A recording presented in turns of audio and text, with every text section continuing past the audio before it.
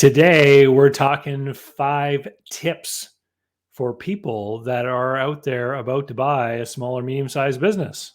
I'm David C. Barnett, and you're tuned in to Small Business and Deal Making, the broadcast, podcast, YouTube channel where I talk about buying, selling, financing, and managing small and medium-sized businesses while controlling risk. So, if you're looking to take control of your future through buying a business one day, or if you already own a business and you're looking to grow or exit, you've come to the right place. I talk about interesting things, I talk to interesting people, and I answer your questions every week right here. So be sure to hit like, be sure to hit subscribe, and let's get to it. All right, so I've got a few tips lined up, 5 of them in fact, and I've actually put them in order of what I think is their order of importance about things that you should be thinking about if you're going to go out there and buy a small or medium-sized business. And if you're serious about buying a business, I know that I've got online courses and things on the topic, but at the very least, you should head over to Amazon and buy yourself a copy of my book, 21 Stupid Things People Do When Trying to Buy a Business. You can get that in Kindle or in audio format, and it's only a couple bucks, and it's available in every Amazon store around the world. So number 5 of my 5 tips is consider the industry as well as the individual business. So what do I mean about this? A lot of the times when people are looking at a particular business, they'll look at different businesses that are available for sale, and they'll fall in love with a specific business. And what I always encourage people to do is to choose an industry before they go looking for individual businesses. Why? Because it can help inform you about what you're looking for in those individual businesses.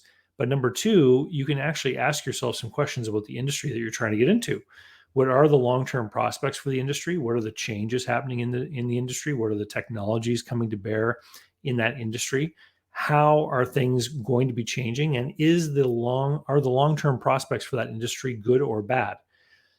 Once you've decided that the industry is a good one for you, then you can go ahead and look at individual businesses within that specific industry.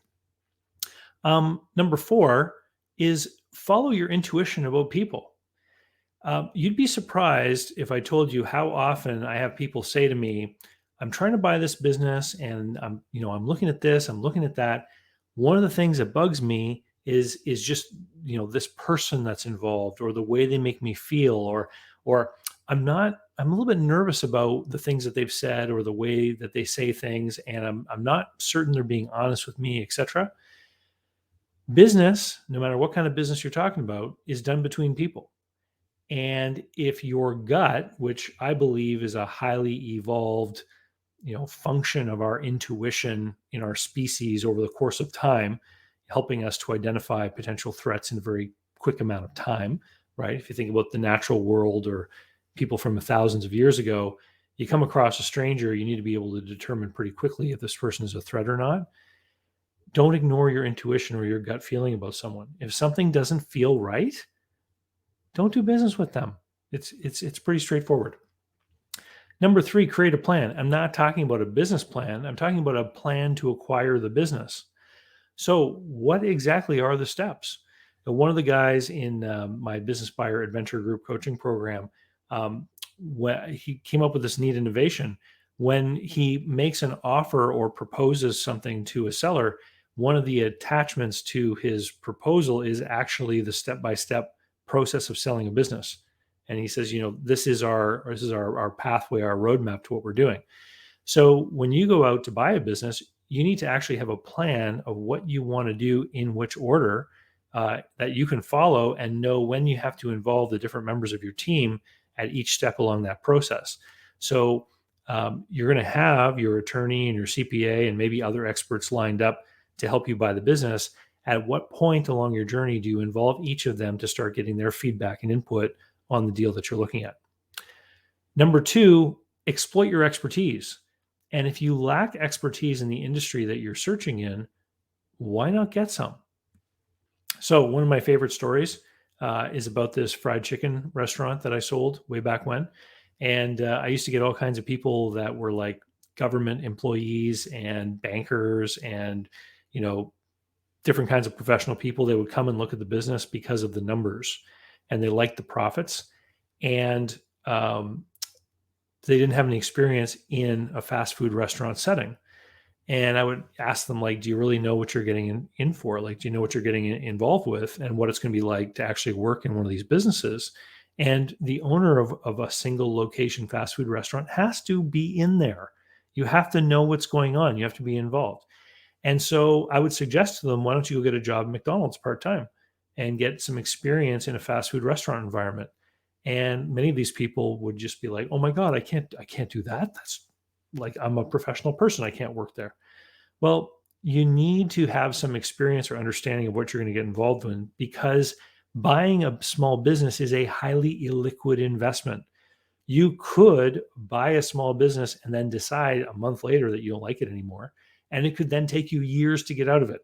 So have some expertise in the industry that you're exploring, or go get some expertise. Another example, I'm working with a searcher right now who's looking at trucking businesses. He's gone to get his Class 1 license so he can learn more about trucks. He knows about business. He knows about logistics. He knows about the industry. But when he goes out and he talks with these trucking company owners, they talk a lot about the equipment. He didn't feel that he was confident in understanding exactly all the different aspects of how different pieces of equipment gave certain advantages or not. So he went and got his Class 1 license. He's not going to do long haul trucking, but now he's developed his expertise in the industry that he's searching in. And number one, I talked about how businesses were highly illiquid businesses. Tip number one for buying a business is don't allow yourself to become illiquid. Do not put your last nickel into a deal.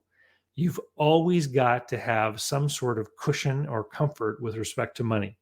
So when I'm advising people that are members of my group coaching program, I always make sure that they have a cushion or buffer, a reserve, a certain number of months of living expenses that they take off the table. It's not part of their resources in order to buy a business. There are so many different ways things can go wrong when you buy a business. One of another client that I'm working with just bought a business, and the second largest client has now gone. So they bought the business, the second largest customer has gone away. The performance of the business in the first year is going to decline. There was really nothing that they could have done about that. The seller didn't have information that they were going to be leaving. There wasn't anything hidden from them in any way, shape, or form. It's just bad luck, and it can happen. We do not know the future. So you need to make sure that you are in a position where you have extra money available so that you can maneuver and give yourself breathing room. And this is one of the reasons why I talk about how becoming over leveraged is so dangerous, because if you don't have extra money available for who knows what reason, if something goes wrong, a very small problem can end up being the thing that kills you. And that's not what you want. You're getting into business to create enhanced security and to get into business while reducing risk. Don't throw those advantages out the window by putting yourself in an illiquid position where everything has to work out just right, or else you get screwed. Anyway, thanks for watching. Like I said, if you want to learn more, the quickest way to get out there and get more information is to go and pick up that book, 21 Stupid Things People Do When Trying to Buy a Business. You can find it on Amazon anywhere in the world, available for Kindle and audio. And with that, I'll say see you later. So how can you learn more about buying, selling, financing, and managing small and medium-sized businesses? Easy. Head over to my blog site, davidcbarnett.com, where you can learn more about me, learn how I work with my clients. You can learn about my books, courses that I prepared for you. You can also find out all about how to subscribe to my email list, the YouTube playlists, etc. There's literally hundreds of hours of content there, all for free, and I'd love for you to be my guest.